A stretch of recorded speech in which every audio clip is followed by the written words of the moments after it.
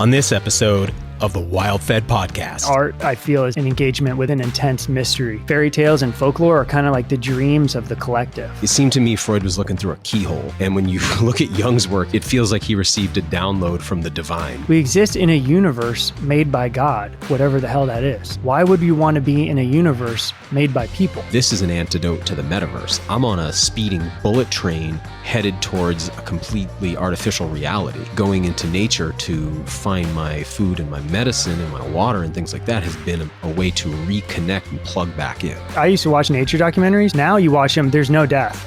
The animals don't kill each other. You need to see that. You can't go around censoring that stuff. It makes people weak. Trapping might be the first profession. All indigenous people were trappers. So knowing these things still exist in 2022 is astounding to me.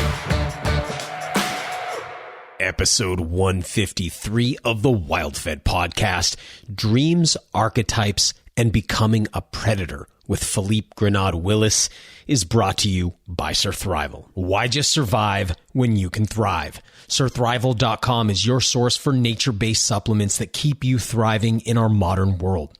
From hormone health to immune support, increased metabolism to exercise recovery, Surthrival keeps you thriving when others are merely surviving. Check out their Pine Pollen Pure Potency for testosterone support, colostrum for a smoothie ingredient that's 3 times more effective against flu than vaccines, elk antler for powerful growth and recovery, medicinal mushrooms for immunomodulation and powerful antioxidant capacity, and vitamin D3 for all the protective properties you heard about during the pandemic. Go to surthrival.com to see the entire lineup and use the coupon code WildFed for 5% off your order. Surthrival.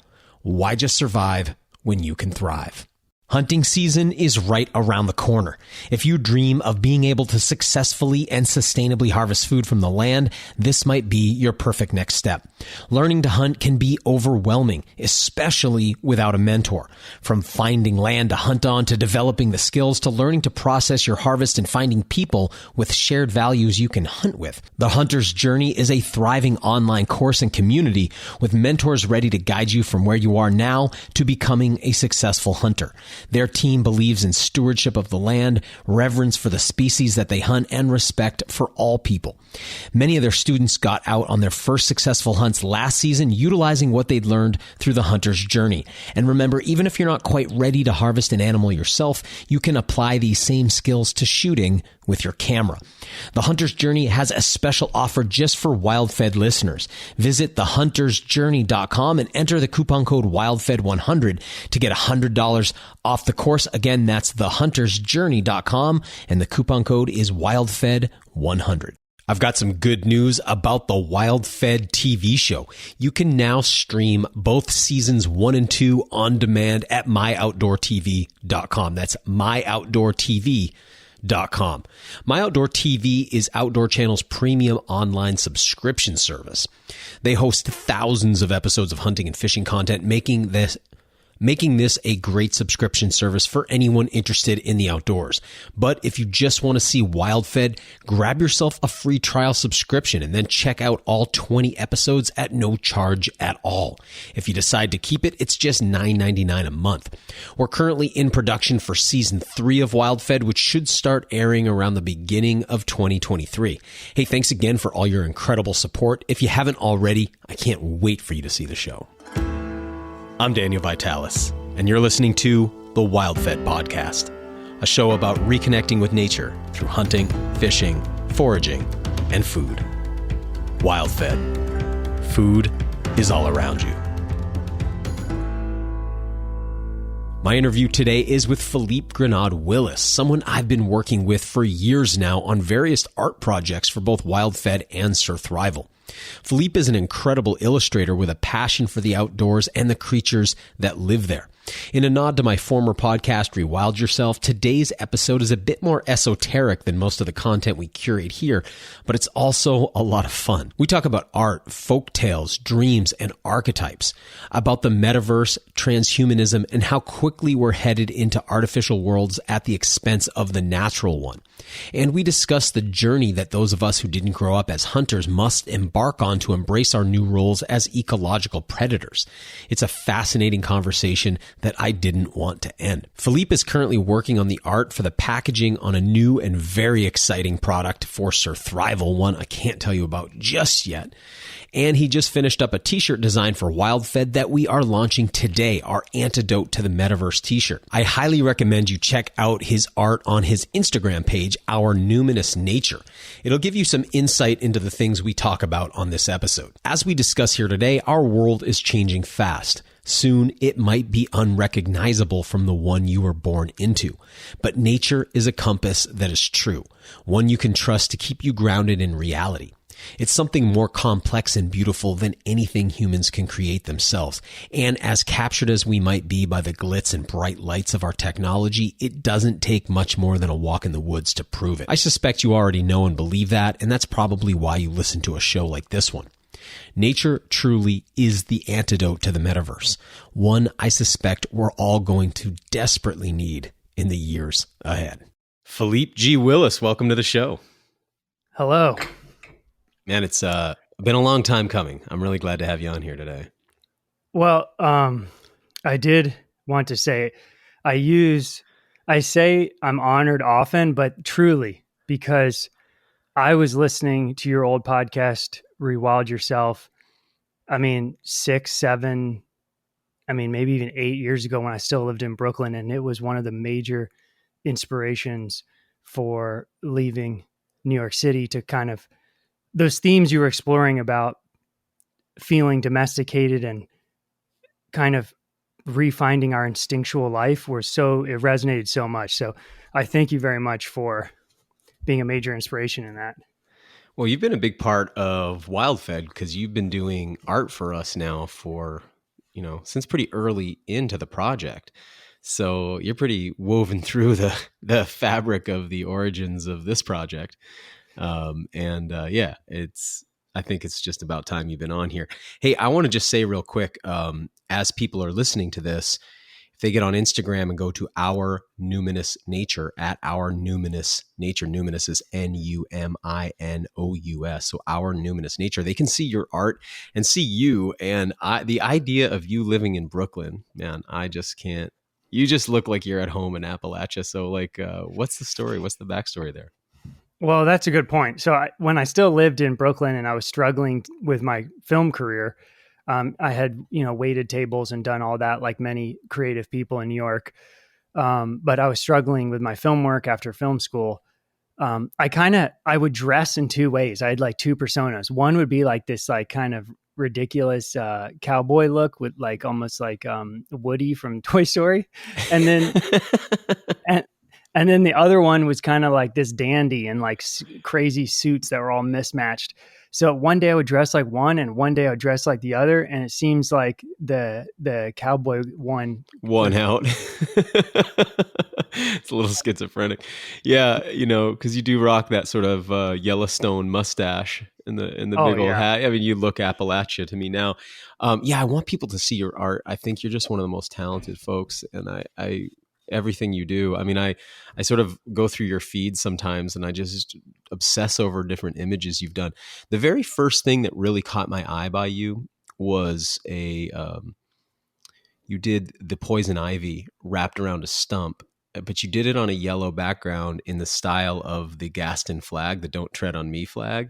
Oh yeah. And so it's like a Don't Tread on Me, but it's poison ivy, which I thought was both, brilliant and artistically really well rendered. And that was when I was like, wow, this guy's got real, because I think I had seen some of your sort of crazier painting before that, like paintings you had done, but I didn't realize you were doing this kind of herbal flora and fauna art.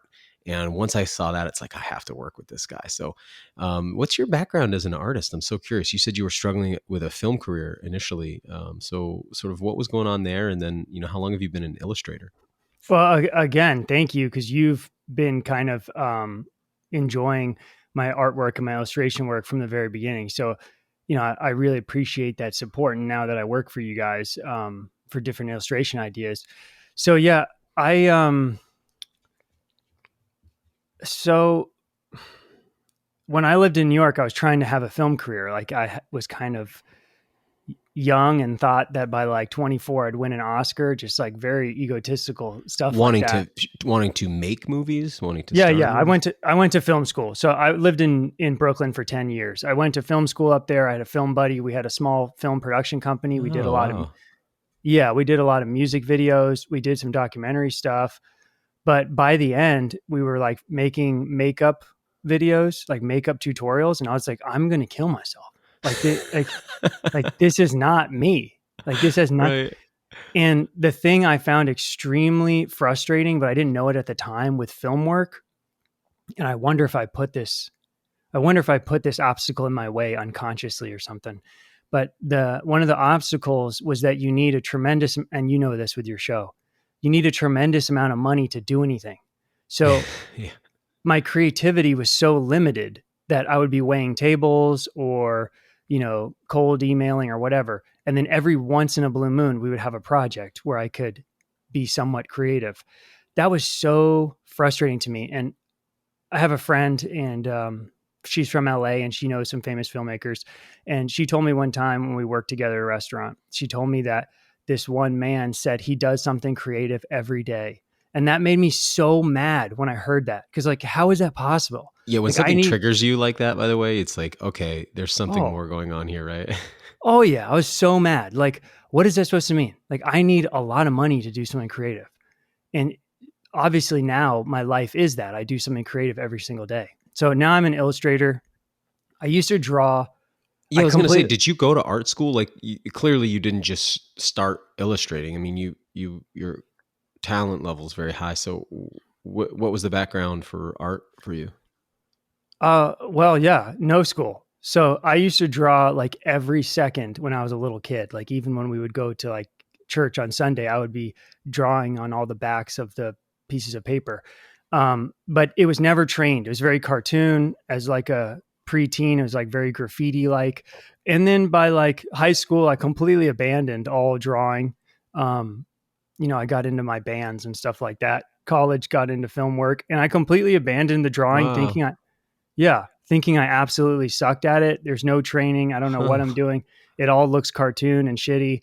And, in the middle of this struggle with my film work not working, I had gotten into Jungian therapy, Jungian analysis, which is the analysis of one's dreams with an analysand, so like a therapist, and we look at dreams every week. And he started asking me to draw these dreams. And, I was like, I can't draw. But I just felt this intense. You can't draw it, man. You're so I couldn't. talented. It's hilarious to hear you say it. Well, I couldn't. And I just felt you have to draw. And I was terrified. I was mortified. And I sat down. I had this like vision of a woman on the moon, the woman with a moon behind her sitting on this pile of bones. And I was like, you have to draw this. And I was terrified because I thought I sucked at drawing.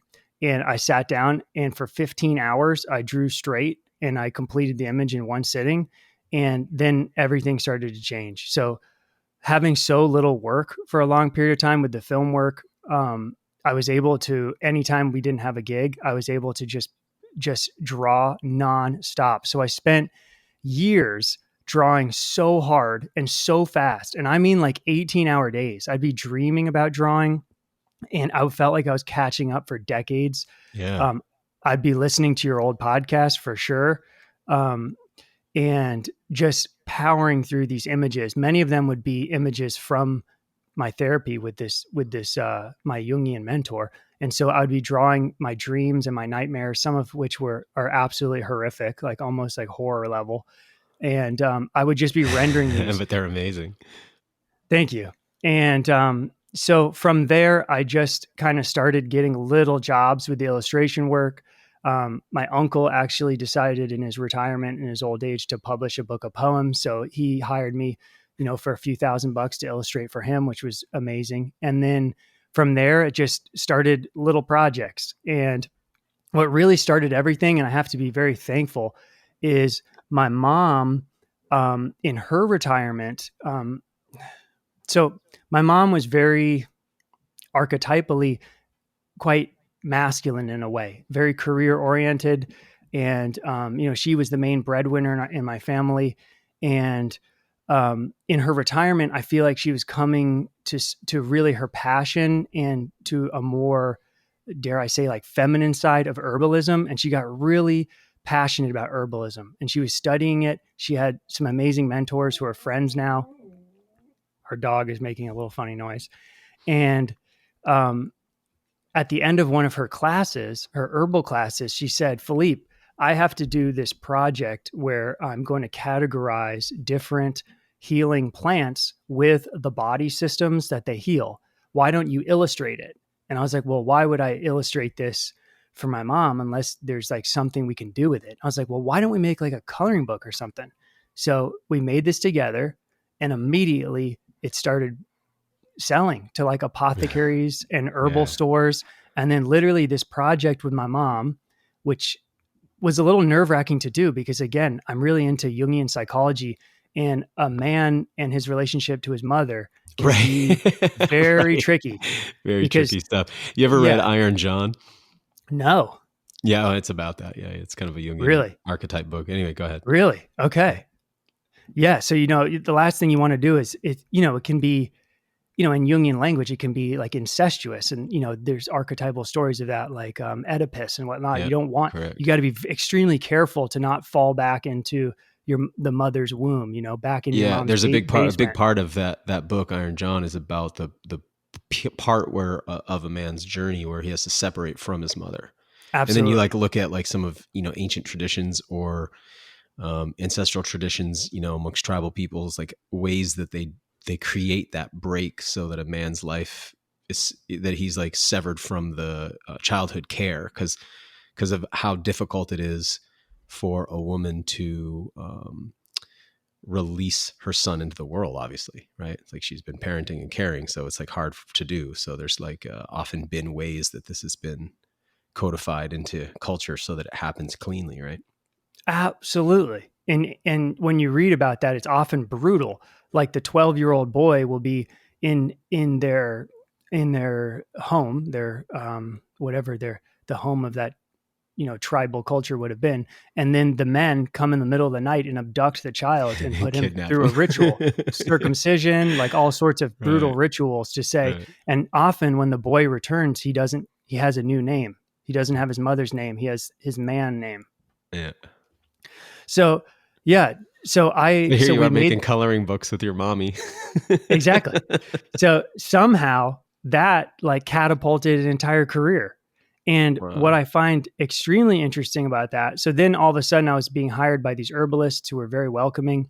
And now I've done lots of logos for herbalists and small farms. And now I'm more pursuing my interests more than, I love the herbalism stuff, but that's not really my expertise. I'd say you've been prolific. I mean, since I've been watching, the number of logos and the number of companies you've illustrated for, that's what's so interesting is to hear that you didn't go to school for this. It's like, oh, I assumed you did because the number of, and I've integrated you in with our website design team who are very high level folks, very high level design team, and they just think the world of you. So it's not like they're wow, this guy seems to not really be part of the industry, or did this guy learn, did he go to school for that? They just think you're great and a total professional. So that's really surprising to hear.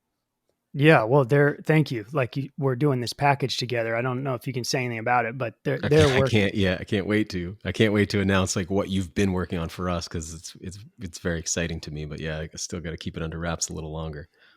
Thank you. Yeah. So to just kind of wrap that up there, what I think is really fascinating is you have this mother side, but then there's this father side. So one of Jung's ideas is that a man has to live out his father's shadow. So our father's dark side, our father's repressed side, our father's unfulfilled potential. My dad was an incredible draftsman, drawer, ink illustrator, black ink, white paper. No way. Really? Yes. Which is your when he was in now. Exactly. In his high school days and in his college days. And when I was a little kid and I'd look at his portfolio, it was like I was looking at the work of like Da Vinci or something. Like I was just mesmerized that my father had done this. And I have a pretty estranged relationship with my dad. He lives in England. He moved there when I was like 13. I absolutely hated him as a kid. He was like my enemy. So it's very fascinating to kind of take, I think with some of the Jungian work, there's like an idea of like an ancestral taking the baton from like one generation to the next kind of a feeling. So yeah, I feel like the illustration career has like kind of come in a strange way, like launched from becoming conscious of my relationship with my parents or something. Very strange. Now, let's give a little background too, because Jung was a student of Freud. Yeah. Not just a contemporary, right? But one of his highest level students, if I understand it. And Yeah. Way younger. So they had a son-dad relationship, and then they had a great rift. Okay. And Freud, one of the things I find fascinating, and this is sort of tangential, but anytime I get an opportunity to recommend this docuseries, I always do on the show. So I'm sure you've heard me say it before, and a lot of the listeners have, but The Century of the Self by PBS, 3 parts. And it looks at how marketing, advertising, and propaganda at the corporate and government level have been used to manipulate the masses here in the United States and around the world for, about a century now.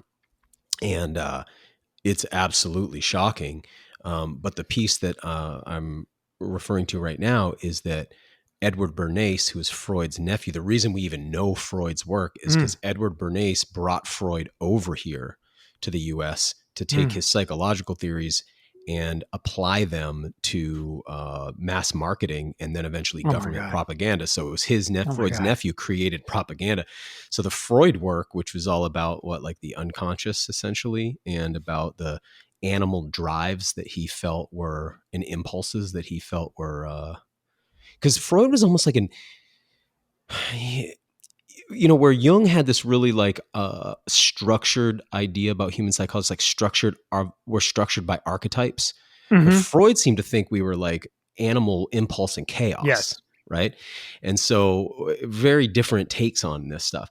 But anyway, Freud now is this, household name the way like Albert Einstein was sort of, he's been elevated. Einstein's been elevated to like our generic place here genius.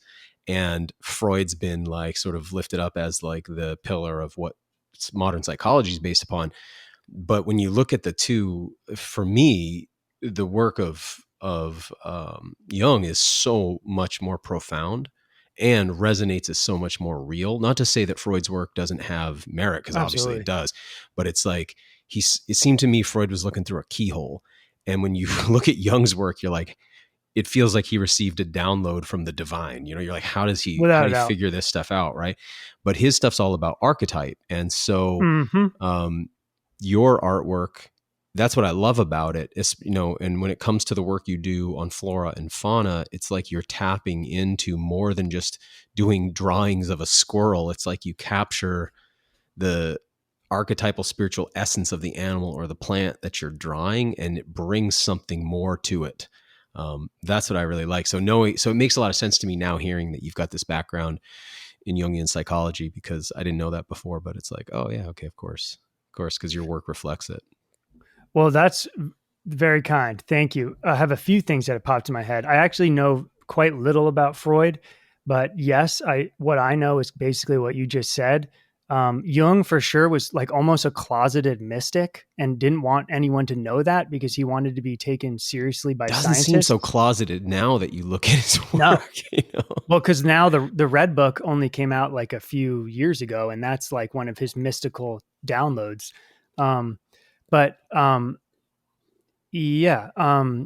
Yes, archetypes, extremely fascinating. Been very helpful in my own life, kind of understanding my own patterns and what's going on in the masses. And regarding my illustration work, I definitely consider Our Numinous Nature work I do is very kind what you just said. And yet I consider it illustration because I feel like I'm illustrating people's ideas. I'm illustrating regional ideas and regional flora, fauna. Whereas to me, I have very strong feelings about what art is. And art to me is like an engagement with a mystery where, someone like Alex Gray, the psychedelic artist, he's clearly showing us a mystery.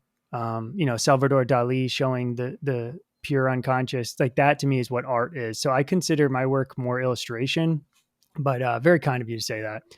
I used to go to Alex Gray's Chapel Really? of Sacred Mirrors. Have you ever been there? Did you ever go there? No, in upstate New York? Yeah. Well, it was originally in the city, though. It was originally in New York Wow. City, and I've been to both. I did a workshop at his upstate place, but I used to go and do like my first project that made me public was called Elixir Craft, and that was I was basically doing smoothies in the raw food scene, but I was playing with herbal pharmacology and pushing the boundaries of what you could do with a blender. And I was making drinks that were legal, but had powerful and profound psychoactive effects on people. Are you serious? So I would That's go wild. up there and I would do chocolatiering and drinks. Well, they would have like Tool cover bands and Alex would paint live and stuff like that, you know? And at one point, I was doing, I think you'll actually dig this, man. This is right up your alley. I was really interested in belladonna. I know of that one vaguely, but let's hear it. Deadly nightshade.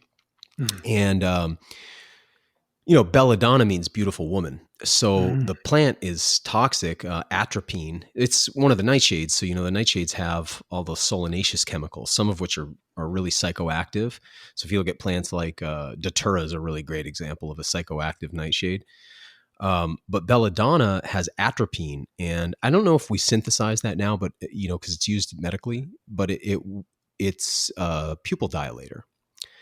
So I was taking nightshade and I was soaking it in water and making like a cold infusion, and then I would lightly salt it to the saltiness of tears and put that into a dropper bottle, and then I would drip it into people's eyes because because I had read about this. So it's called belladonna because it was used cosmetically in the ancient world. I want to say it was either the Greeks or the Romans. I want to say the Romans, but it's been a long time. I'm pretty rusty on a lot of this stuff.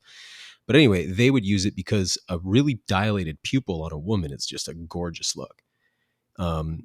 You know how when you're really engaged in conversation, let's say romantically, and conversation's like going in a way where you're really getting simpatico, you'll get that pupil dilation that's like a receptivity to the other person. Wow. When you think about what eyes are, which are essentially like a periscope of the brain, because the eyeballs are just an extension of the brain via the optic nerve. So I think of them as the periscope through which the brain gets out of the head and out into the world to see. When pupils dilate, you're essentially creating a larger aperture into the person's brain. So this is fascinating to me. So anyway, I would make this eye drops, and I'd go around and I'd just administer to them to people. And I remember doing it at the Chapel of Sacred Mirrors so that everybody's eyeballs are like, you have almost no iris left. Like you wouldn't be able to be like, oh, that person has blue eyes, that person has brown eyes. You can't even see. It's just black because the iris becomes like a millimeter, wide at most. But it lasts like maybe 16 hours or something. So what happens is it's great at night. And my experience of it was you start to pick up on bits of, I don't know if it's ultraviolet light that normally you wouldn't see, but you get halos around any lights you see, and you start to pick up on colors and some weird things happen. But anyway, but the next day you need sunglasses to go outside because your pupils remain dilated, and to read anything close, you've got to hold it really far away because you can't focus right. But atropine is what they use for eye surgery to expand the pupil. I was just going to say that. Yeah. So anyway, you just brought up Alex, and it just made me think of some wild nights. And I would go there and serve like kind of like not illegal psychedelic chocolates, but I would be playing with some wild herbs like yohimbe and things like that, And that's one of the craziest things I've ever heard. But he doesn't eat chocolate, actually. He'd always request carob, and it was like, oh man, come on, I want you to try this. Yeah, it's funny. But anyway, it would be amazing. It'd be amazing for you to, if you're still friends with him, to get him on the podcast. That would be amazing. Yeah, we don't know each other well. I mean, I would just sort of, I don't know, I even remember how we'd get these gigs. I did it 3 or 4 different times, but he and I never really were close or anything. Just sort of casual. But anyway, yeah, really, really cool. Anyway, so you were saying about his work. I'm sorry, I kind of took us off on a weird tangent there about plants, but. I was just kind of expanding on my feelings on what art is, and art I feel is an engagement with an intense mystery. We'll get right back to the show in a moment, but first, Do you need an antidote to the metaverse? We just launched our newest t-shirt design over at wild-fed.com. It features our antidote to the metaverse tagline on the chest, a WildFed badge on the sleeve, and 2 tarot-style cards juxtaposed on the back. One modeled on the tarot card known as the Fool, who's wearing an Oculus and absent-mindedly walking off the roof of a building with a bag of fast food in one hand and a cell phone in the other. Next to it is a card based on the Magician, who's juggling 4 implements: a fishing rod, a rifle, a trap, and a foraging basket. It represents our belief that a life that includes the outdoors inoculates you against believing that an artificial experience of life could ever replace a natural one. You see, for us, being wild-fed, hunting, fishing, and foraging is about a lot more than just getting our groceries. It's an antidote to the metaverse, an act of rebellion against the transhuman agenda that is leading humanity to abandon the natural world in favor of wearing screens over their eyes to live in a virtual one. We choose the natural over the artificial. We choose an antidote to the metaverse. We choose to be fed by the wild. Check out our new shirt at wild-fed.com. Now, back to the show.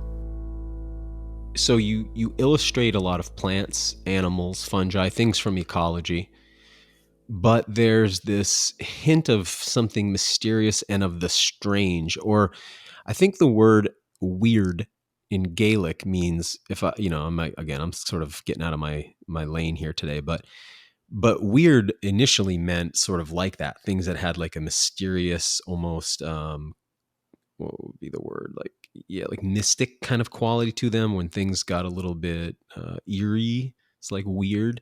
I've heard that, something along those lines. Yeah, something like that. Your illustrations often, the stuff that you do for logos and things like that, less so, but when you're doing your own stuff, it gets into the weird a little bit. You definitely, I think it's like you like it when the veil is very thin between this world and the world of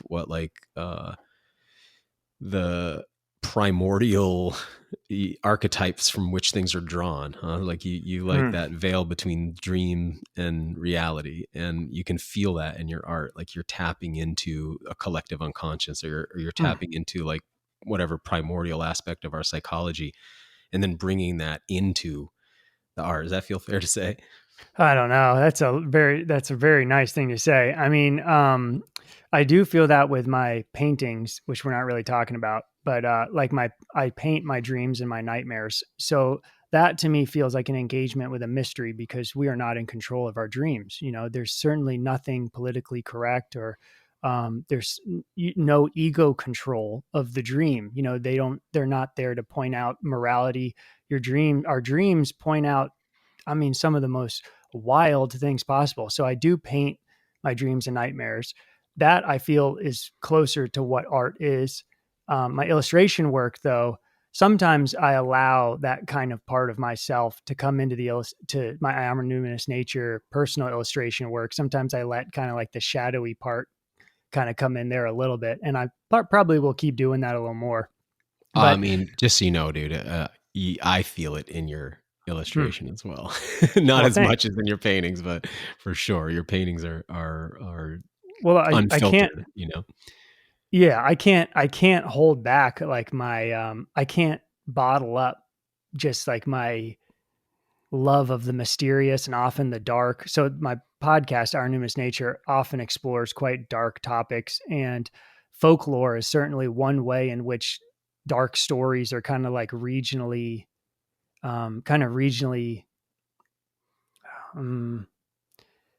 structured. I don't know what the right word would be, but yeah, I love folklore. Folklore to me, like in the Jungian perspective, like fairy tales and folklore are kind of like the dreams of the collective, you know? So I find it's quite similar. Your take on a lot of that folklore is also verging on the weird. That stuff is weird anyway, of course. But like you know how like growing up, how old are you, Philippe? I'm 35. Okay, 35. So I'm a bit of an older generation to you. So I'm 40. I just turned 44. Okay. And you know, one of the interesting things about that, I don't know if you've gotten into Neil Howe's book, The Fourth Turning, but you know, highly, highly, highly recommend it. Okay. But anyway, he does a deep dive exploration into generations.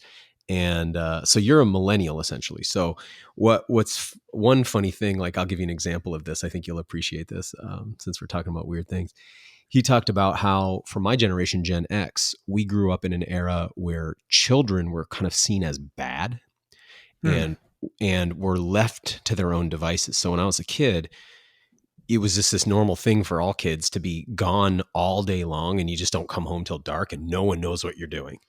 And you're just like left alone. It was normal for us. But by the millennial age, kids were helicopter parented and everything changed. And he gives all these examples to kind of show us how that looks. So I grew up in the era of movies like Goonies and Stand By Me, which were about kids off on their own all day long doing kind of getting into some trouble. And during my era, the horror movies were often about evil kids. So it'd be like movies like Firestarter or Children of the Corn or Omen. Chucky or Omen or Rosemary's Baby or Le Enfant Terrible. What's that one? Le Enfant Terrible. So, like that kind of stuff. Right. So this idea of these like killer kids. But by your generation, it completely flipped to like everything went kind of kindergarten on us. And there was no more evil kids anymore. Now it was like talking baby movies became very popular. Look Who's Talking Too, all those kind of films, just representing these different eras generationally. I don't even know how I got here talking about this. Well, sometimes when we text, we talk about like the future. And and where and I feel so what you're saying, I feel very strongly that we grew up in the last few years of what you're saying. Oh, that's cool. Yeah. Good for you. Yeah. So it was me and my buddies in our cul-de-sac and all of our moms were work moms. So there would be no adults. So we would be like making like Molotov cocktails and like blowing and just like throwing powder bombs at cars and just, I feel, and we would just be, no one would have any idea where we were. And I feel so sorry. It makes me almost like want to weep for kids today who, because there's cameras on everyone's front door, the kids, or they're going to get shot by someone who's, scared, kids can't go ding dong ditch. Like kids can't like throw stuff at people's houses. Like they can't be boys. They can't be like, they can't have peanuts, Philippe. They can't. They might die. Yeah, like the Tom Sawyer Huckleberry Finn. Like that's over. Done for kids. That's over. Yeah, and it will be interesting I want to talk a little bit about the T-shirt we're releasing this week because it's art you did, and it's sort of about this in a sense about the future and sort of where we see this stuff headed. I'm trying to remember what got me talking about this thing with generations and eras. And I asked you how old you are. I can't remember where we were going with that, but I don't know. Anyway, things change obviously. And there's archetypes within these generational cycles. And that's what Neil Howe's book's about. And Neil Howe's book was written in the 90s, predicting that the years basically 2020 to 2030 were going to be completely insane. It's what he calls a fourth turning, and they happen routinely about every 80 to 100 years in American culture. And we're going through one right now, obviously. It's so obvious to watch. But we're also entering into a really strange time, man. I want to kind of hit on some of that because you just did this piece of art for us. I guess it was in the last year that the idea of the metaverse started to come into the zeitgeist a bit, huh? Like, I don't think I heard about it much more than a year ago. And it's like the metaverse. And then, Facebook changed their name to Meta. And we started to get this idea. Because also growing up for me, I remember probably a teenager, if not a little younger, starting to hear about virtual reality. This idea that we were going to have virtual reality. I remember there was a Stephen King film called The Lawnmower Man about it. And at that time, it felt like, oh yeah, that's right around the corner. Turns out it wasn't. And decades go by and it's like, where's all this virtual reality? And finally, it's just starting to kind of filter in. And now we're seeing, this idea of the metaverse emerge. And so I came up with this idea of an antidote to the metaverse, as like sort of this idea of hunting, fishing, and foraging. Because for me, and it sounds like for you too, I want to get into this bit of your background. I grew up without any hunting, fishing, or foraging as part of my life. Like it was just, I just didn't know anything about the natural world. I was, Hmm. luckily I grew up pretty rurally. So I would spend time in nature, but I didn't know what I was looking at. And I This was in certainly, Maine. in New Hampshire and Maine. Yeah. Mm-hmm. So, I never really, I would be in the woods, but I wouldn't be like, oh, that's a maple, that's an oak, I knew Mm-hmm. a couple things, but yeah, I just didn't really know. Certainly didn't know. If you had asked me about animals and been like, tell me about some different animals, I would have told you about animals I'd seen on documentaries. I wouldn't have been telling you about animals where I live. I wouldn't know how to find a trout or anything like that. I just didn't grow up like that. So, to me, as a person who now hunts, fishes, and forages frequently and makes a TV show and podcast about it, it's not.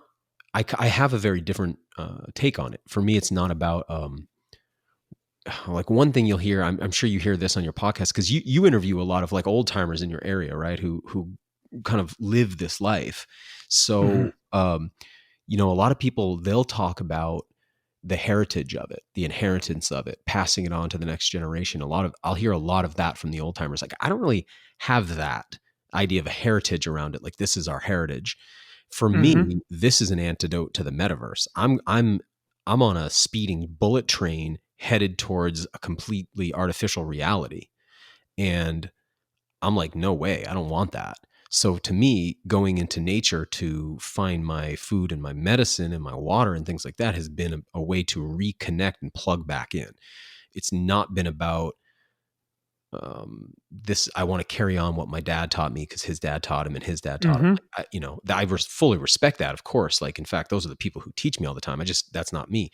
So for me, this stuff there's a meaning to it that is stands in opposition to the overwhelming push for this digitization of our consciousness.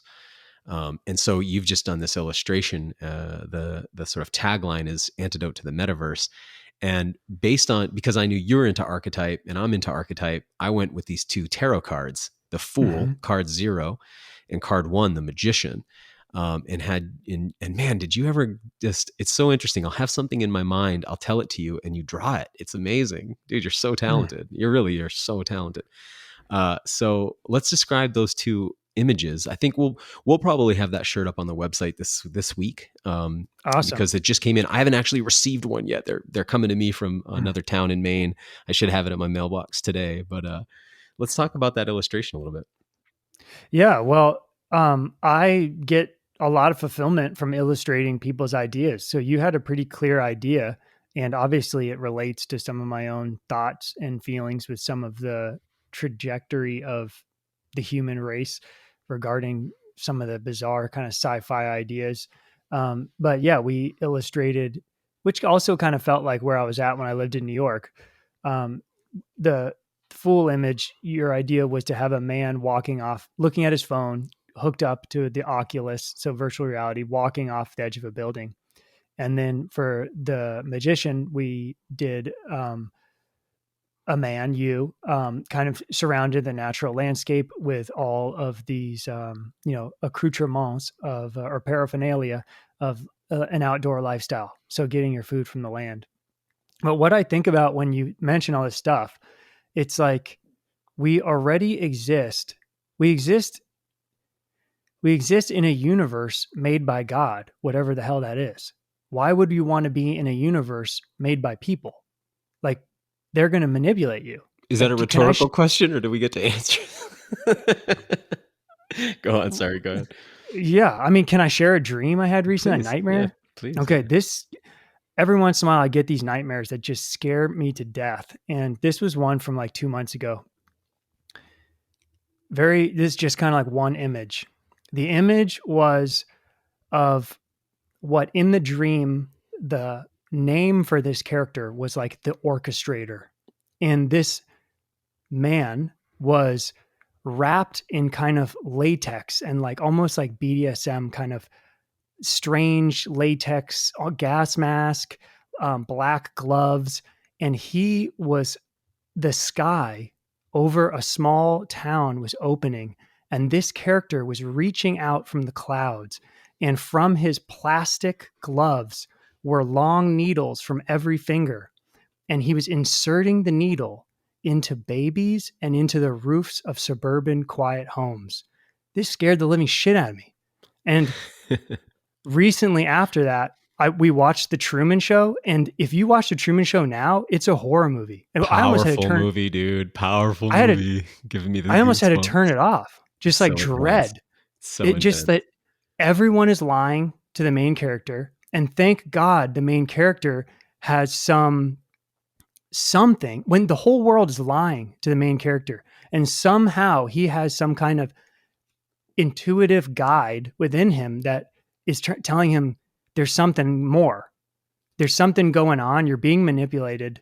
There's something more. So I can't help when I saw The Truman Show a few nights ago, seeing the orchestrator of The Truman Show up in the moon, terrified me because it connected right to that nightmare. And I was like, oh my God, like I really have a feeling there's something like that going on, either actual people or an archetype. So something that wants us to do certain things. It's just, it's so complex. And when I talk to some of my herbal friends who are very spiritual, I mean, they talk about all types of spiritual entities that you really got to be able to discern different things that want you to do different things. It's just like endlessly fascinating and mysterious. And I don't really know what's going on, but when I have a dream or nightmare like that, I really pay attention.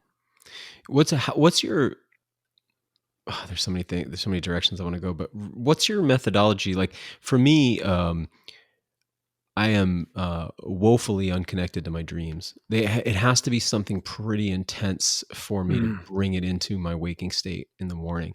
So I'm one of those people, I wake up and I'm like, whoa, I've been dreaming all night, but I can't quite always pull it forward, and then it's gone pretty fast. So if I remember a dream and I talk about it, it's something pretty big for me because they don't stick. But when I see somebody like you illustrating your dreams, I wonder if you've done work to dream more vividly or more lucidly, or to bring those dreams forward into your waking state.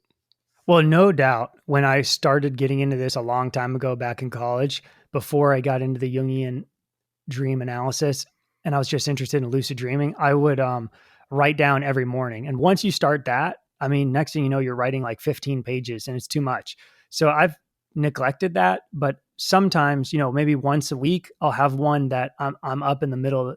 I wake up in the middle of the night and I just lay there playing it over and thinking about it. I mean, often they're terrifying. I definitely have I'm definitely disturbed by many of my dreams and nightmares. Like we were talking about before, archetypal language is the language of mythology and fairy tales. And, if you read mythology or fairy tales, they're insanely disturbing. Yeah, they really are, huh? Seeing you illustrate some of them too, you're like, oh yeah, they are weird. Mm-hmm. Oh, that's thank you. You just brought it full circle for me. Hold on to your thought, please. I just want to get this piece out. What I was bringing up about generations earlier is that a lot of, like, if you look at the Grimm fairy tales, they are freaky and weird. But bring it forward to our current generation, and all that stuff's been like cartoonified and Disneyfied, and turned, a lot of these weird fairy tales have been turned a lot more milquetoast. They're a lot more vanilla now. Do you know what I'm saying? Like, you'll get the Hansel and Gretel cartoon, and you're like, hey man, that was a much more terrifying story than this. You know what I'm saying? Like, it's a lot of these things have been. That's why I was saying about, like, I grew up with, the evil babies killing people or whatever. And then now all the babies are like, baby genius. Well, look, they've been watered down to death. Yeah. And it's like, they're hallmark now. If so many spiritual people, healers, mystics talk about love and the power of love, but the word love has been watered down into an idiotic hallmark card, So it's like, what are these people really talking about? Well, that's what's happened to like mythologies and fairy tales. They're insanely dark. Even in their time period, the Grimm's brothers, who I believe would go out into like rural Germany and collect the stories, when they were compiling the stories in their time period, which I think was Victorian, so early 1900s, late 1800s probably, they actually censored some of the stories because it was too disturbing to people in that time period that the mother of the characters, the little boys and little girls in the stories, would be the ominous, nefarious, malevolent force that the mother would destroy the child or kill the child or abandon the child. That was too disturbing. That's why the versions we hear today, it's the stepmother. It's Cinderella's stepmother. Oh, interesting. Because it was Really? too disturbing that an actual mother would be so cruel, which is another Jungian archetype, which is the death mother, which is the mother that consumes her child. That is what, many Grimm's fairy tales are exactly that. But yeah, Wow. how they've been so watered down is just like, to me, I guess this gets into like issues today with like ideas of censoring and whatnot. To me, art, even if I hate it, creativity is sacred. And no matter what is in it, even if it's terrible, even if it's disgusting, like the book American Psycho, it's disgusting. I can't even really read it. It's so gross. That's what But the film is based on? yeah, the film is very watered down. The Okay. book is I haven't horrific. neither seen the film nor the book, so The book is horrific. But creativity to me is sacred. So no matter how dark it gets, how much shadow exploration there is in it, so to water down important fairy tales, to me, it's like it's blasphemous to me to water down artwork, creativity. anything, this is just a side note, anything you do feel that should be censored? I have no idea. I mean, I'm reading the Southern Gothics right now. I mean, that is so taboo and so dark. What is it? I I don't mean, know what that is. Southern Gothic. I mean, I guess this is going to be like your Halloween episode of the podcast. Spooky. No, the Southern Gothics were Southern writers. Faulkner is considered one of them. Edgar Allan Poe was supposedly like the generator of them, like the original. Oh, okay.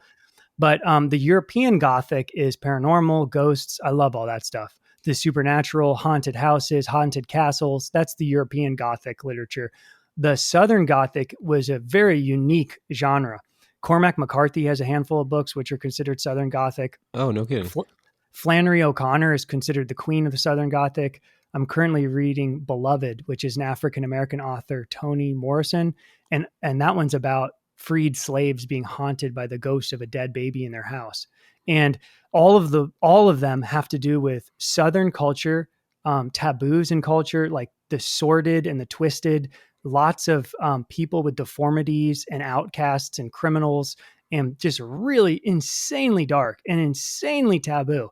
And it's like how this woman in 1950s, Flannery O'Connor, was writing these just unbelievably culturally taboo short stories is like absolutely stunning to me. Yeah, it's interesting how there's these aspects of life and our psyches that are hard for us to look at. And so throughout time, people try to silo them away.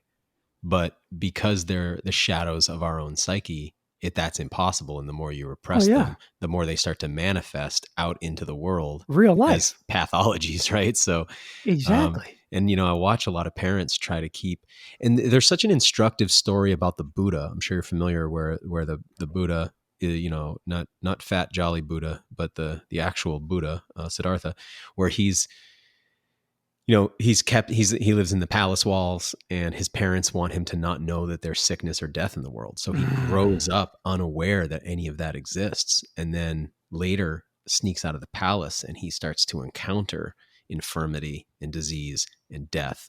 And, that it's a tremendous shock to his psyche because he's been kept from it. And you can understand a parent's desire to keep their child's psyche clean from all of those things. But ultimately, this is real and you will encounter it. That's why hunting is such a, dude, I'm on this hunting trip in Hawaii, Molokai, a couple weeks ago, or a couple months ago. And I shoot this black buck antelope and she's quartered towards me at about 200 yards. And I'm shooting my friend Ku's rifle, which is a chambered in 6.5 PRC. It's the new round the military is adopting for their future fighting rifles.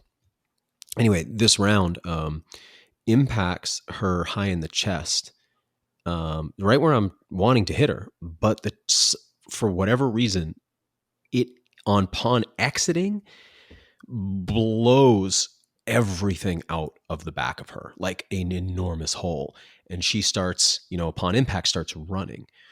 As she's running, bro, all her organs start falling out of that hole.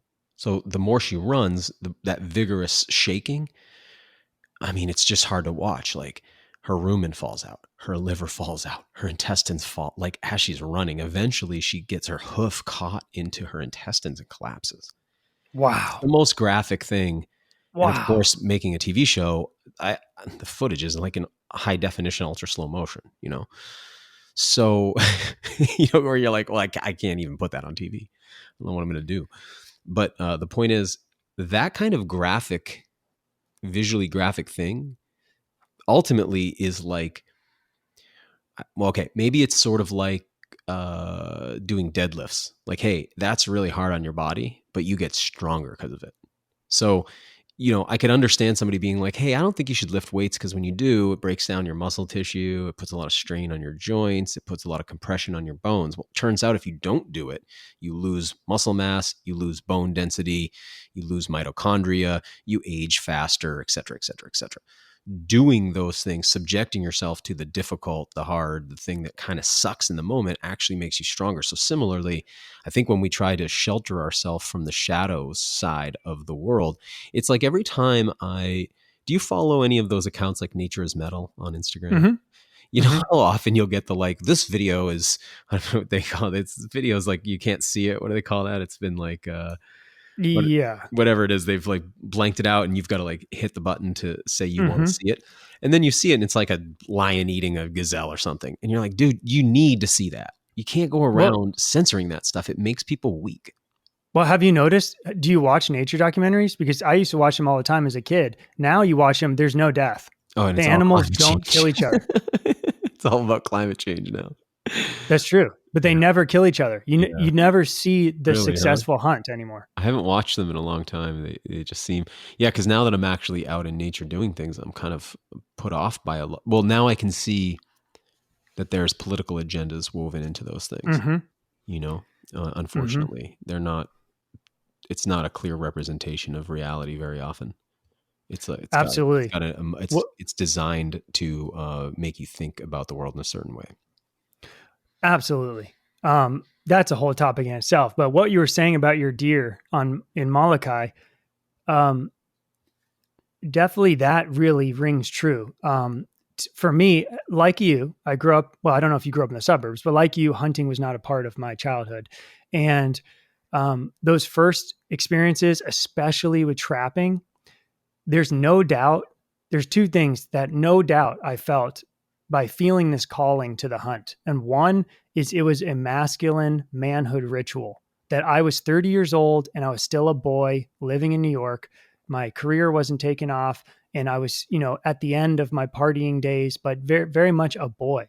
And hunting definitely is a manhood ritual. And you can see, obviously women can feel the same thing, but I'm saying archetypally, it's a masculine ritual. Also, biologically, ancestrally, while I personally celebrate, it's like my wife started hunting this year. So cool. I completely celebrate women hunting. So into it. That said, for the last 300,000 years, it's been largely the domain of men. So yes, I very much felt that I was putting myself through a manhood ritual since I had a basically absent father.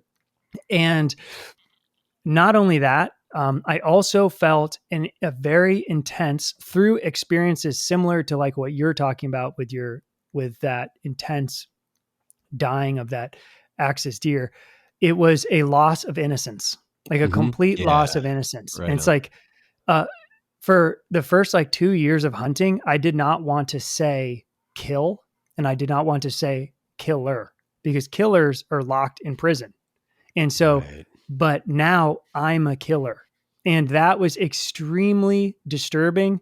And some of the experiences like where, this beautiful creature that you're going to eat is not dying instantaneously, then there has to be like a second act. And feeling myself go through like a violent act is like incredibly disturbing. And it's like a loss of, and to me, it's like a loss of innocence. And it's like, now I've experienced this, like you've been saying, now we're so sheltered from death. It's like, now my hand is in death.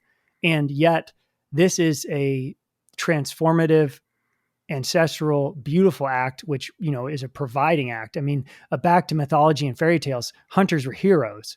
Like, it's only in like the past 100 years that in horror movies now, like, it's a backwoods hick who's like the horror serial killer, or, you know, in Disney movies, the hunter, or in Bugs Bunny, the hunter is the bad guy. I mean, hunters throughout all mythologies were your heroes.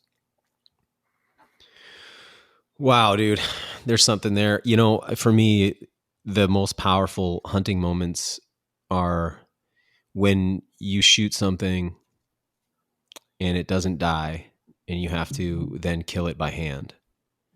And I don't think people realize, you know, I'm really into combatives as well. And in that world, there's a tendency for people to, you know, how the public thinks like, well, guns are just bad, you know?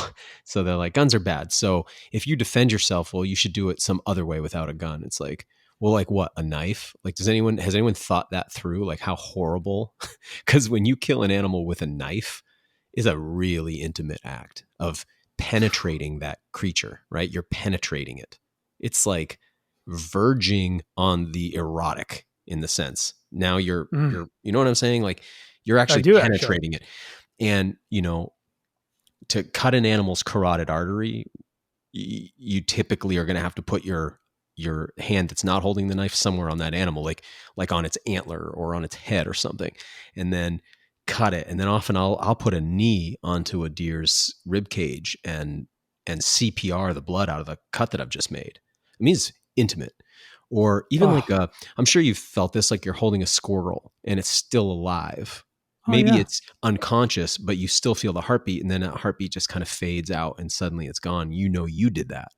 That's really intense feeling. And like, you know, you call it a killer. I tend to think too about like a predator, like I'm a predator. Cause again, that has context too. Like a predator pulls up with a van and offers kids, you know, candy out of it or something. Right? Exactly. Like that's what our culture sort of, when we say, you talk about a human predator, it tends to mean they prey on other people. But in reality, like biologically and ecologically, I'm a predator. So that stepping into that can be a real challenge when it's not. And, you know, it's interesting. My wife is a school teacher, and she's working with a kid right now whose dad is a bear hunter. And so he's young, you know, but he grew up like he's already shot bears and deer and all, you know, and he just says it's like embodied already. He's just a predator. It's not like anything weird for him. But like when you've been sheltered from all that, when you grew up in the era of talking baby and anthropomorphic talking animal movies, and you didn't get exposure to any of that, stepping into those roles, and to do it without those ritualistic pieces you were talking about, hinting at before, you know, it's not like you have context. You're just like, and unfortunately the hunting world at present, I think it's changing. I think there's a lot of folks at work in it, like yourself, who are helping to change it. But hunting culture hasn't really had any kind of codified way to work through these deep psychological issues. We just sort of like suck it up a little bit, you know? So, well, to play into stereotypes, you know, we do live in a kind of, you know, on the edge of Virginia and the Appalachian Mountains, sometimes West Virginia, you know, you see like beer cans and stuff on the roads and some of the national forests. And I wonder if the consumption of alcohol around the hunt is a form of ritual to dampen the intensity of killing. And so it's so intense to take a life.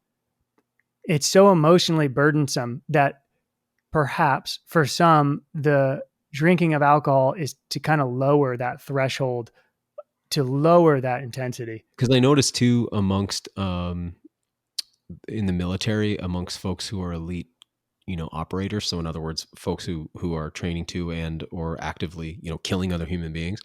Alcohol also very, very popular drug, you know, and I find it interesting because people in that profession often like the idea of, let's say, smoking cannabis to them. They're like, no way. I don't want to ever not have like my mental state sharp. I don't want to ever be, that would make me vulnerable. It's like, yeah, but alcohol like makes you really vulnerable, Super dark. extremely vulnerable. So yeah, it is interesting how it tends to be the drug of choice amongst people who take lives, whether they're human or Well, it fallen. was my drug of choice for sure. I was a hard boozer for 10 years. Yeah. What Hard. about now? Now I'm not nothing. No, But you don't drink at all? No, not really. I mean, I haven't had a drink in about 4 or 5 months. And, I just like, I've never been alcohol's never been a problem for me, but I've never really liked it that much. I didn't drink when I was younger. I went through long stretches without it, but then it became a crutch for me. It started to become a crutch for me when I was traveling. I went to Thailand when I was younger, in India, and it was hard to meet people and connect with other travelers. And that became a way for me. And then I learned like, oh, this is a way for me to like make social connections, because I was always kind of socially awkward. And but now it's like, I'm much more outgoing. I don't feel the need for it. And I just don't like it. So it's been really nice, actually. I'm like everybody's designated driver now, which I kind of really enjoy.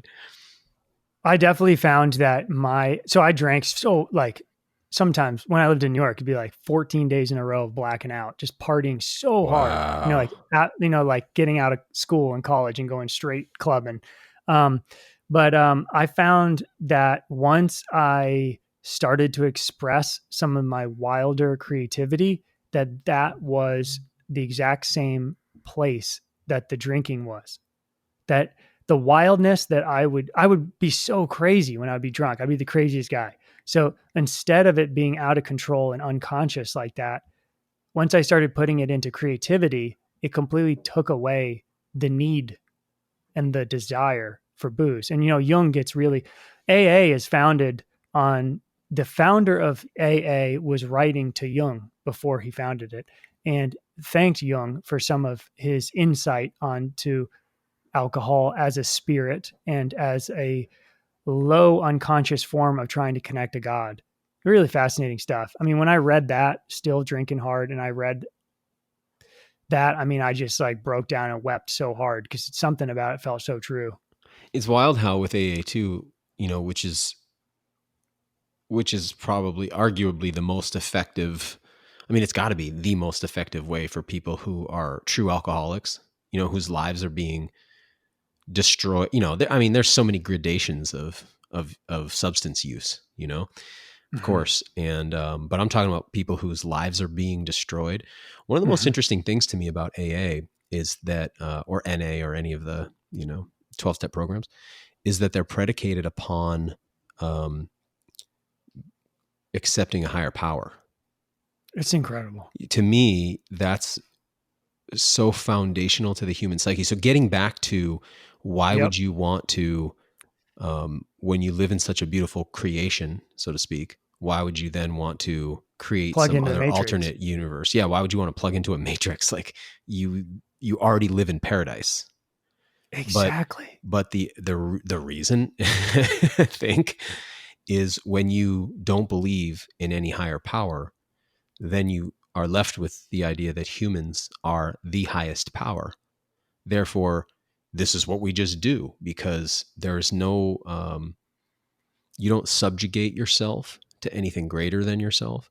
So, there's never really been a culture of atheists before the way we have, because science essentially is a kind of a type of atheism, not to say that all scientists are atheists, but scientists are sort of required to set aside whatever they believe spiritually and separate that and segregate it from what they're studying. Right. So you end up with this kind of institutional atheism, and that atheism is directing our society now.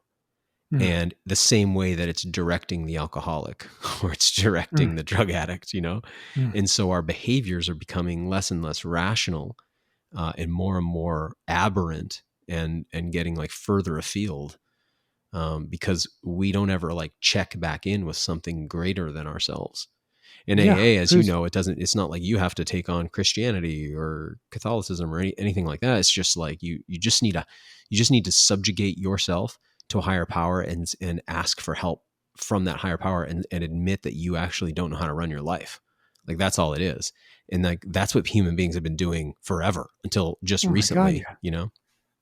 Yeah, I don't know much about AA. I had my friend's dad was in it and he would tell me a little bit, but yes, I definitely knew the spiritual component was huge.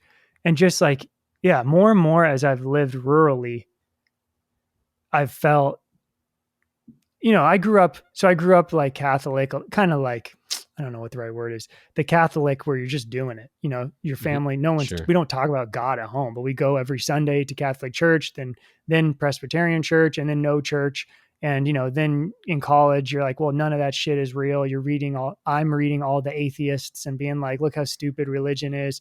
It's all perverted. People, priests are doing this terrible thing. Rabbis are doing that terrible thing. It's all horrific. It's the beginning of all wars or religious. And then now living back in a natural environment, interviewing all these incredible people, especially some of the herbal women whose spiritual lives are just so full that, I mean, there's no question, like every day I feel whatever God is, I feel the presence of that mystery and trying to kind of connect to that mystery. And definitely like prayer has helped me, like literally praying before I walk into the woods, like get out of the truck, get on my knees, maybe even kiss the ground and like say a prayer to whatever God is, to some of the hunting gods, in mythology, to Saint Hubert, the patron saint of the hunt, which I would love to talk about later. But, before entering the woods. And I've found, especially with trapping, which can be super intense because you're not shooting something 100 feet away. You're shooting something 1 inch away. And that is kind of like what you're talking about with the stabbing. It's almost feels like almost like an execution. It's so intense and so hard on the soul that prayer and gratitude has like helped so much in handling like the super brutal stuff for me. Yeah. And I just want to go back to something you said before, because religion is probably as bad as atheism in a lot of ways. Right. You know what I mean? Yeah, I'm not for religions. Boy, that's some toxic stuff. It's like once you start to codify it, and then it has like its laws, and it becomes more about like following rules and keeping up with appearances and all of that. Like, that's just as toxic. So yeah, it's like a needle you have to thread between the two things, Exactly. because like as soon as I start trying to tell you like what God looks like, or what's funny to me, when I look at like certain sects, say like there's some sects around sects, sects of of Christendom, where I won't name names, but like where they still dress like it's the 1800s and whatnot. We have a lot of that up here. Yeah, we do too. Mennonite and Amish. I always think about how it's funny, like, well, like as if God, the infinite creator of like of all of the universe, would have like a specific outfit that he would want you to wear. He's like, well, these are the clothes that I like. You know what I mean? Like, he's got like a fashion sense and he likes these clothes, or like he likes this type of button or whatever, or he only likes this haircut or whatever kind of thing that people get into. Like you have to pray in this way. You have to face this direction. Like, it's like, that's such human stuff. The idea that like the creator of like the Andromeda galaxy, it's like also thinking about like what color of tweed you wear. It's like, I mean, this is like ridiculous stuff. That's religion. I want nothing to do with that. It's like, I want a personal relationship with the highest consciousness that exists. Well, that's nothing in between. Well, that's the Jungian perspective. The Jungian philosophy is that you're trying to reach through all these different archetypes within oneself. You're trying to reach your wholeness and the self. The self is like Jung's term for the God within. And that's kind of like the goal, is to be fully yourself. So we live around the Amish, and I think some of that stuff is really cool. Of course. Me too. I watched a documentary about it, And, they, back in the day, they were persecuted like witches. They were burned on stakes and hacked up and all sorts of stuff. But back in Europe before they came to America. But then watching this documentary made me feel very sad because, the Jungian idea is for a person to be whole and to fully express themselves. So to see any kind of community where you can't be fully yourself is very sad to me because you can't reach your potential. And that is kind of like a bit of the struggle where I'm at psychologically right now. We've moved to a very rural, very tiny town. The people are salt of the earth, incredible. And so it's just interesting to try to balance being yourself and also a member of a community. Because just if you were just to be completely yourself, probably speaking for myself, I'd be like just a complete lunatic. And then you would be too nuts. And it's like you all need to balance that. It's like you need to balance the individual with the collective. If you're too collective, then you're run by robots. If you're too individual, then you might just be a complete hermit where, have zero connection to other human beings. So like finding this balance while being yourself, it's a struggle I really think about tremendously. Yeah, because when you look at most of human history, the individual has been suppressed for the community. And I don't mean like, I'm not talking about like historically in America, or I'm not even talking about like Western culture. I'm talking about like human beings 300,000 years ago up until 10,000 years ago. It's like the individual is not important. The community is important.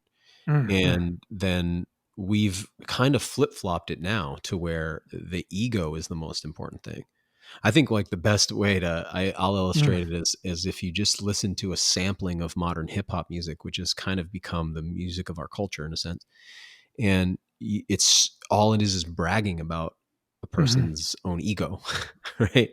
It's like just bars and bars and bars of bragging where you're like, wow, this is, if you played this for a hunter-gatherer society, it would be so taboo, like the idea of an individual trying to raise themselves up above everybody else so much, because it's like, oh my God, that's the most embarrassing thing you could do. Like, what's happened to this person? But self-actualization, is one of the benefits of the way we're living today. The challenge is that a lot of what people think of as expressing themselves isn't themselves.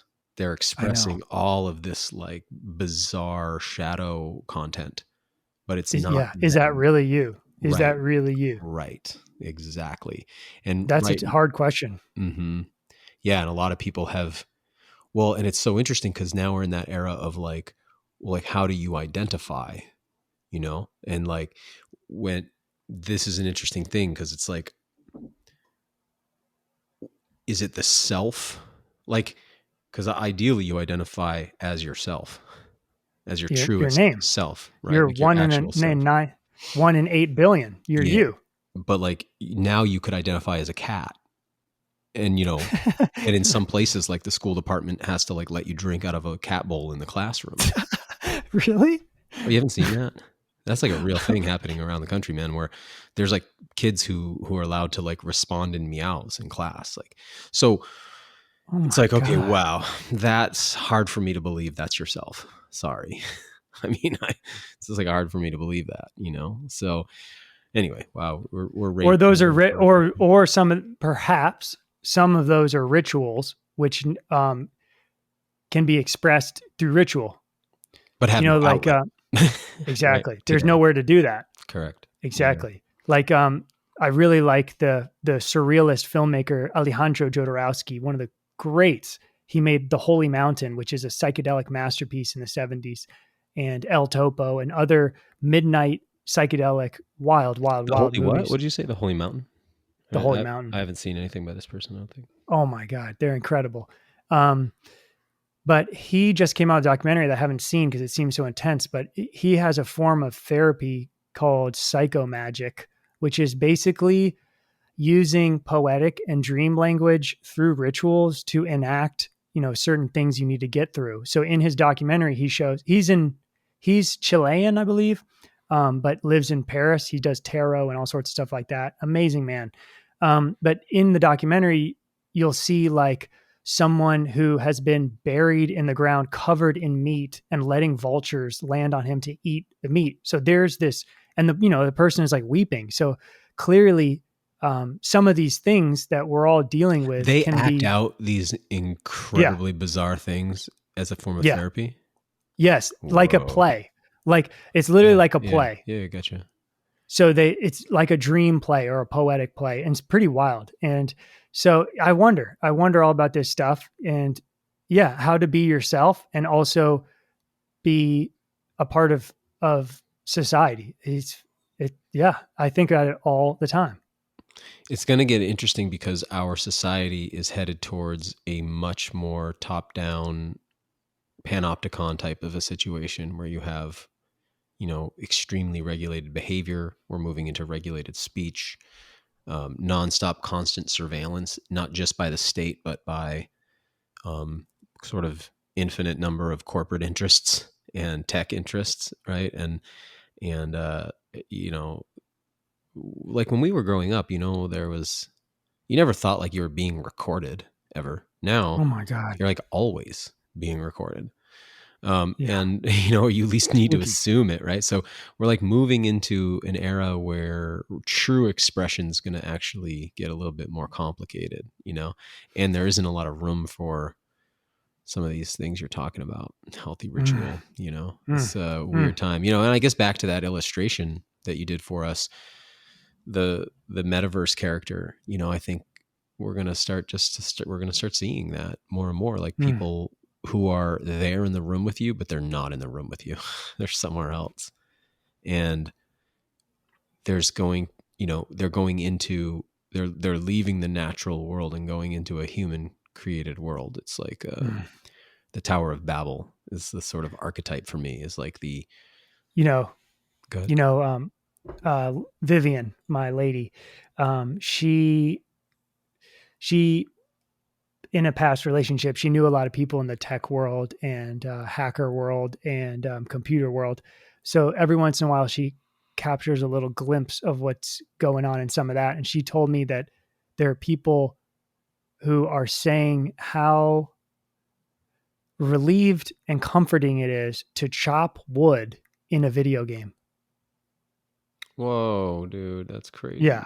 That's crazy. So they spend time chopping wood in it and saying how it feels so good and relaxing, but in a video game.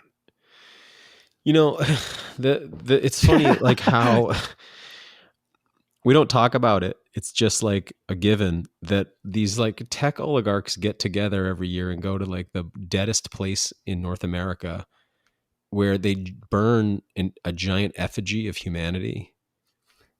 And they burn a giant temple down in a massive ritualized transhuman ritual. I don't know. This is Burning Man? Yeah, man. I mean, I've never been, so I don't really know much about it. First of all, it takes place in this place they call it Black Rock City, which is, first of all, there's a lot there. Think about that symbolically and archetypically, because like, for instance, if you look at the church was based on Peter, and Peter's the rock. And so like Christ says, like, I'll found my church upon this rock. So it's kind of interesting. It's a black rock, right? So it's sort of like the inversion of the idea of like a church, but like an evil church or a shadow church. And then Antichrist. It's on this really, the only organisms that live there are two types of freshwater shrimp that spend most of the year dormant in this dust on the playa, this like alkaline dust. And so I think when the rains come, they can have their life cycle, but otherwise it's like the deadest place that you ever been. And then they set up like this giant geometric pattern and all the energy of all the people there, all tripping and whatever, all focus on this temple that they burned down. Beautiful. You're like, oh my God, you're burning it. And then on a giant statue of a person.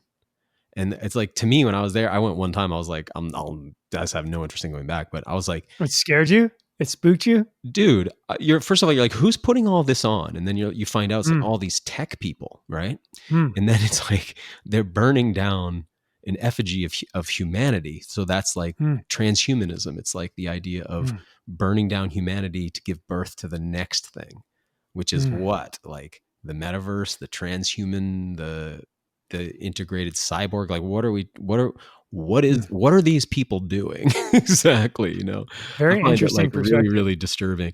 Oh, I was so flipped out when I was there. I was like, get Interesting. out of here. Like, I couldn't get away fast enough from it. Is it kind of based? Isn't there a Celtic ritual of the Wicker Man that you would fill an effigy with humans and you'd burn it and sacrifice the people inside? Isn't that a Celtic ritual or something like that? Oh, It's an old European thing. I've heard of it, but I didn't know that there was actual people burned in it. I believe so. Yeah. It's an old European thing. I wonder if some of it stems from that.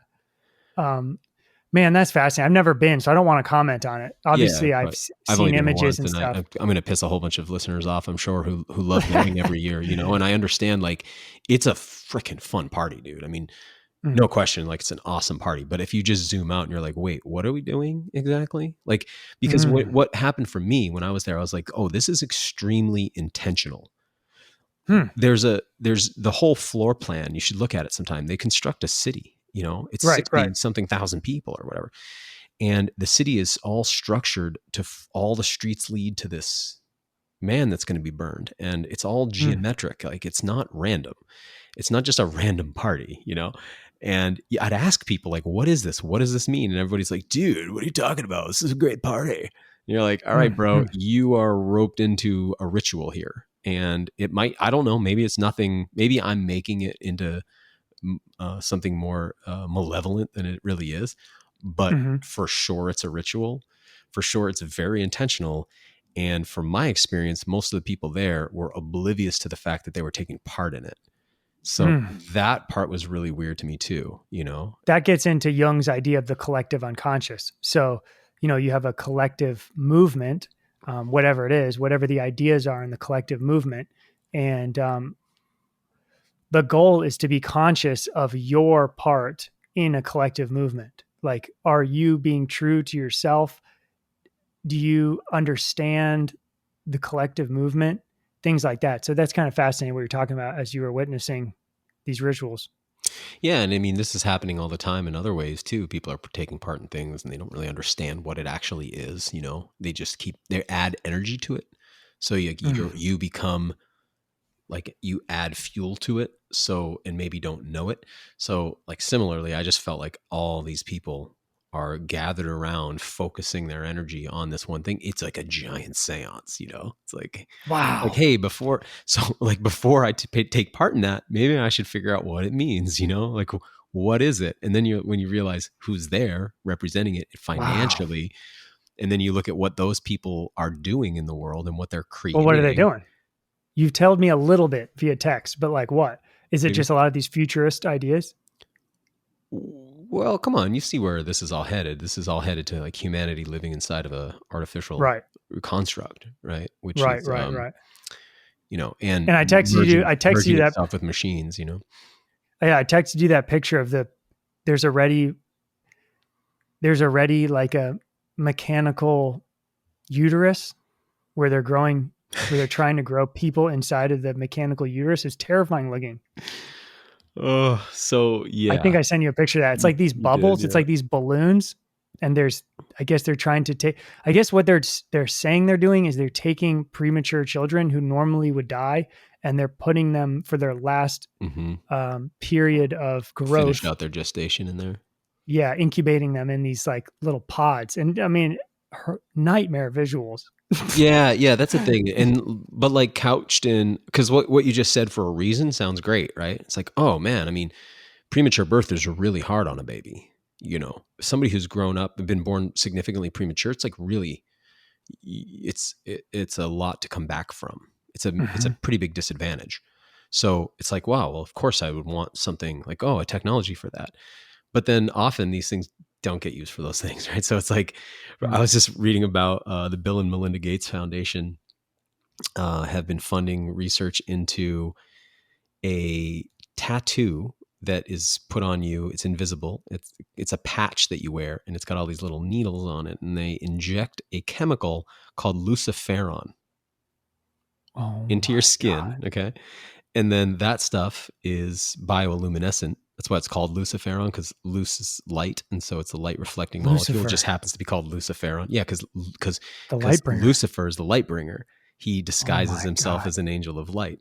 So anyway, so it's a mark left on you, and what they want it for is to know your vaccine status, because they're saying they're having challenges in the third world when they administer vaccines. They go into these towns to give vaccines and they don't know which kids have been vaccinated or not. So this would allow them to use an app on their phone that could scan this invisible tattoo.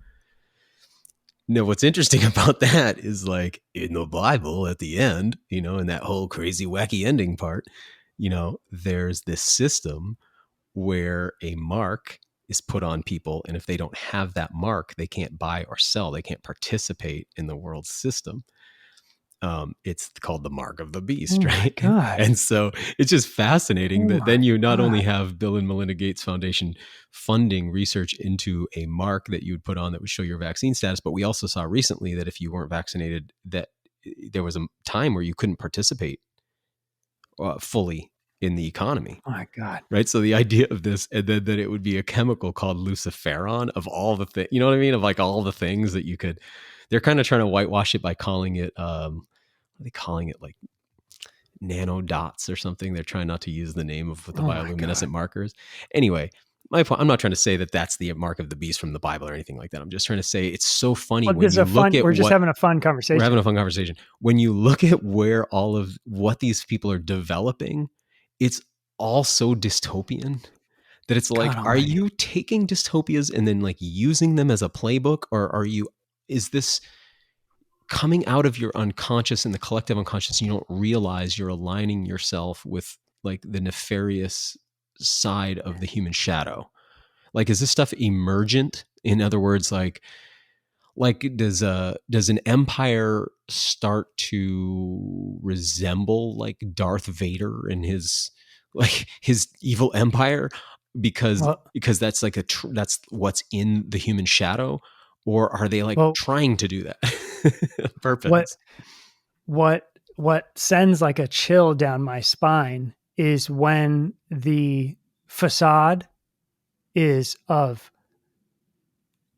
I'm helping you. Yeah, Um, yeah, this is love. This is like the death mother yeah, energy. yeah, Like this man. is the, I love you. I love you. Like stay here forever. We'll make you everything perfect. Stay here forever. And and even if they believe that, well, you have to be always aware of the shadow of everything. Yeah, So that energy is absolutely terrifying. It's what we were talking about in the Truman Show. The orchestrator of the he's Truman Show is constantly saying saying, he loves him, right? yes, I'm doing this for your own good. We've made life perfect for you. Yeah, And Truman has some part of his soul is saying, there's more. yeah. And he would rather be free than be in the facade, the perfect facade. Yeah, if I was going to sum up, you brought up my old podcast before, and if I was going to sum up that whole podcast, ReWild Yourself, I think I did, I don't know, 100 something episodes, Mm-hmm. maybe 175 episodes. I would sum it up by saying, would a lion rather live free in the wild, Mm-hmm. and die a difficult death, or live twice as long in a zoo and be bored every single day? I Mm-hmm. believe the lion chooses the life, the wild life. And similarly, like, yes, you can pad everything and you can keep me from ever encountering anything challenging. And you can say you're doing it for love, but actually you're robbing my soul its experience of living fully in this life. And if we're going to go back to what Mm-hmm. you've been saying about Jungian archetype, if that kind of self-actualization is actually the goal, how can I do that when I'm being kept from being able to actually express any of those things? So, Mm-hmm. There's yeah, there's a French fable where a scrawny, hungry wolf is perusing around the edge of civilization, and it sees this plump, satiated dog, and it walks over to the dog and it says, like, how are you how are you so well fed? Like, oh my God, your life is so amazing. And the dog says, yes, I'm not hungry for anything. I have warmth in the house, etc. And then the wolf looks and says, but you have a shackle on your leg and the dog is chained, it's tethered. And the dog said, well, yes, I'm shackled to this home. And the wolf chooses its wildness. So it's like exactly what you're saying about the lion. Wow, dude. All right. I think that you've kind of summed it up, and our conversation and what that piece of art is you've just done for us. It's like, I'll choose this life of hunting, fishing, and foraging, meaningful experiences in nature, because it truly is an antidote to these things. Like, if I have that, you can't bullshit me. I know what's real. It's the realest thing. It's like what you talked about before with the, when you kill, it's like, it's so real. You can't bullshit me. I know what's real. Like, I know what we are. I know what death is. Like, you can't bullshit me. But the masses are so pliant because they're kept from it. And so they're so afraid. They're so afraid of their comfort being disrupted, even for a second, that they become incredibly pliable. So to me, it's just not about doing it because of our heritage. It's not about like doing it because I want to know where my food comes from. Those are parts of it, but like, it's something bigger. To me, this is like actually one of the greatest acts of rebellion that one could do. It's why in the movie The Hunger Games, it starts off with Katniss out there hunting illegally with her bow. Right? It's like how that whole thing starts, So as we head into the 2022-2023 winter, the beginning of the Hunger Games.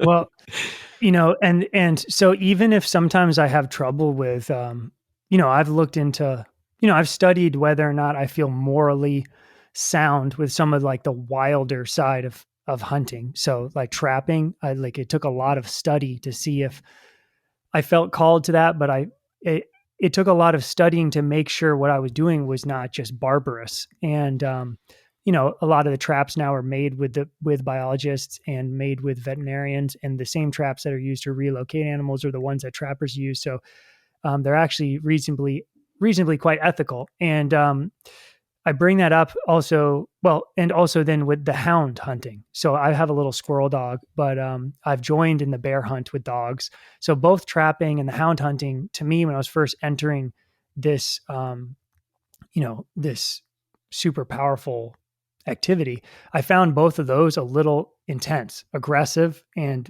maybe too barbarous, too violent, too savage.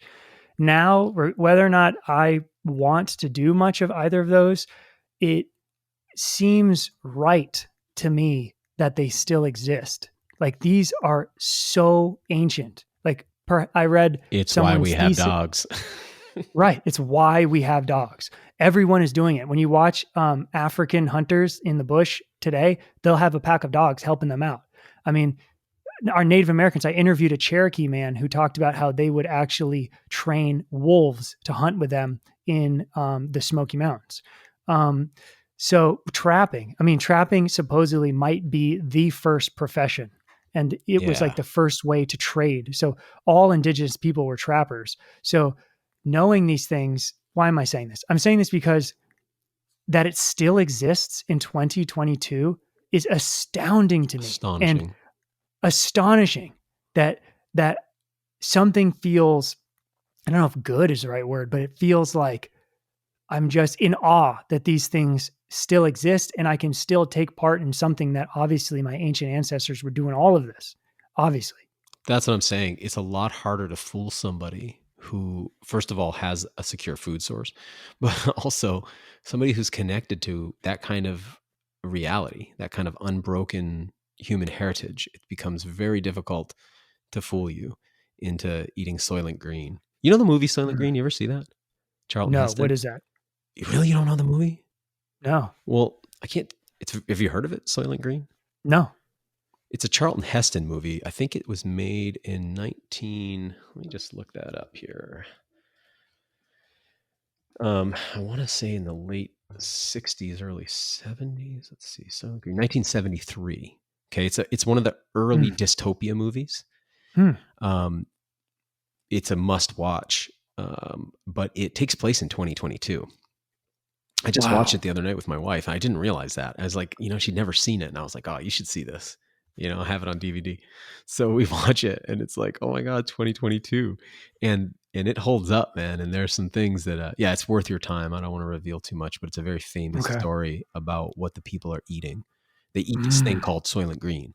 It's like Oh, I think I know where this is it's like a going. little wafer thing that they eat. And in the movie is about him discovering what it actually is. But yeah, it's very hard to rope people into that when they know reality, you know? So like 3D printed insect protein, you know, meals that are determined for you by your health insurance company, you know, it's gonna be hard to sell that to me. Because Okay, like, dude, well, I'll eat squirrels and deer, thanks. so talking about the nourishment side, um, I had these intuitions over the past few years, and I feel that they are solidifying into like a true knowing, which is that wild meat is actually medicinal. Yeah, I And would agree with that. the way I've felt, like, this is a little TMI here, but just the way I've noticed that lately is that I didn't get to big game hunt because we moved last winter. So I trapped a few beavers. I have the squirrel dogs. We ate a bunch of squirrels, but we've gone this whole spring and summer without wild game. So that was the first longest stretch in the past 5 years without wild game. And over that time period, now we live in kind of a rural area.